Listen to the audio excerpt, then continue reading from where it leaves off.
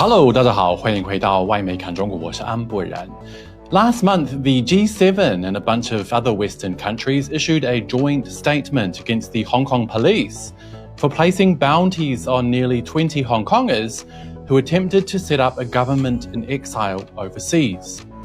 Now, this act, according to Hong Kong's national security law, counts as subversion because it attempts to subvert, in other words, undermine or overthrow the government of Hong Kong. But that's not fair, the Western countries claim, after a group of 19 Hong Kongers overseas held a virtual election in June and tried to pass themselves off as the legitimate representatives of the region. They call it transnational repression, despite their own countries having similar laws. So how did they get away with such blatant double standards? Well, instead of admitting that those activists literally held an election for a fictional government in an attempt to subvert the real Hong Kong government, they just call them pro-democracy campaigners.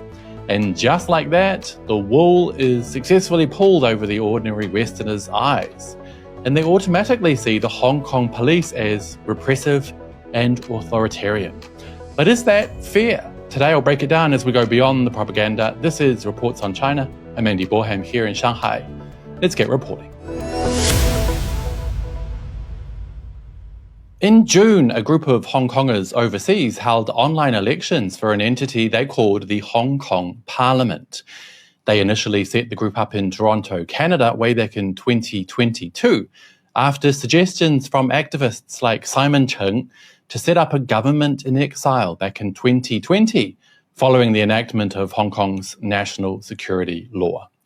Now, do you guys remember Simon Cheng? He's the guy who was granted political asylum in the UK after claiming that Chinese police tortured him over his political beliefs. Turns out he was simply held in detention for 15 days after being caught soliciting prostitution on the mainland. He was caught on camera paying at the dodgy establishment and even confessed to the charge.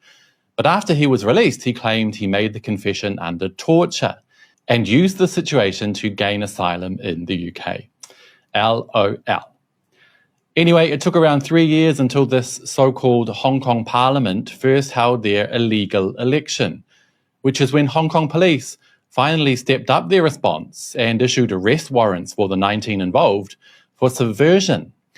Specifically, Hong Kong police allege the group aimed to overthrow the governments of Hong Kong by unlawful means, including promoting self-determination, drafting a Hong Kong constitution, and organising an illegal election.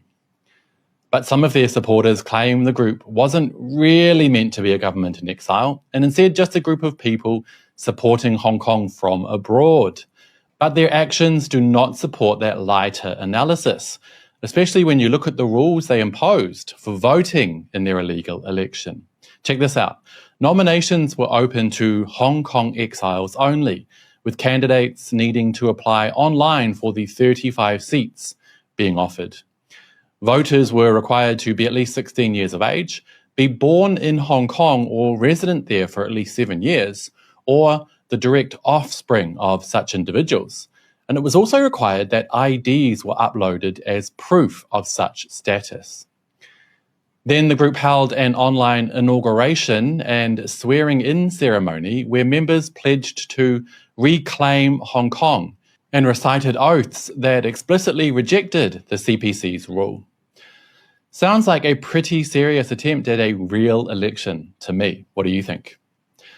Organisers of the so-called Hong Kong Parliament said they received 15,000 legitimate online votes, with the winners announced on June 30. 4 of those individuals had existing Hong Kong police warrants, and 15 represented new warrants totaling 19. But those arrest warrants issued against Hong Kongers overseas made some Western governments upset. So they did what they do best whenever it comes to China, referring to legitimate policing as transnational repression, a term that stuck with Western media. The Guardian even used it directly in a headline. Transnational repression. Australia condemns Hong Kong's attempts to silence exiled dissidents, where they wrote, The Australian government has issued a joint statement issued on behalf of G7 nations condemning Hong Kong for seeking to silence, intimidate, harass, harm or coerce pro-democracy campaigners living abroad. Did you see what they just did there? Another popular Western trick. Instead of citing the real charges that the group held an illegal election to set up a new government for Hong Kong, they call them pro-democracy campaigners. Doesn't it just sound so lovely? And check this out, the article continues. Hong Kong's controversial national security law grants authorities sweeping extraterritorial powers to prosecute acts made anywhere in the world that it deems criminal. Yes, that's right, the same as every other country in the world. The countries accusing Hong Kong of transnational repression, including Australia, the UK, Canada, and the US, all have similar laws where arrest warrants can be issued for citizens overseas who have allegedly committed crimes against national security. In Australia, citizens can be imprisoned for up to 10 years for committing espionage or treason. In the UK, the punishment is even higher, life imprisonment. In Canada, the punishment is also up to life in prison. And in the US, you'd be facing 20 years behind bars. And guess what? All of those countries will issue international arrest warrants against citizens who are overseas. So what's with the double standards? Well, that is always the case when it comes to the West versus the rest, the so-called international rules-based order. It's one rule for them and another rule for everyone else. The fact of the matter is that those overseas Hong Kongers were in serious breach of their country's law when they set up a government in exile. That is a serious crime in Hong Kong, and it would be a serious crime in Australia, Canada, the UK, and the US. It's time we stopped with these double standards and treated everyone fairly. A Hong Kong spokesperson was right when they spoke about the issue recently. Any suggestion that certain individuals or organisations should be immune from legal consequences for their illegal acts is no different from advocating a special privilege to break the law, and this totally runs contrary to the spirit of the rule of law. Too right. And on that note, that will be it for today, you guys. But as always, I would love to hear your thoughts. Why is it that the West is so blatantly hypocritical? How would they feel if the shoe was on the other foot? Do let me know down below, and don't forget to hit like and subscribe if you haven't already. It really does help the channel. I'll see you all next time. Bye-bye.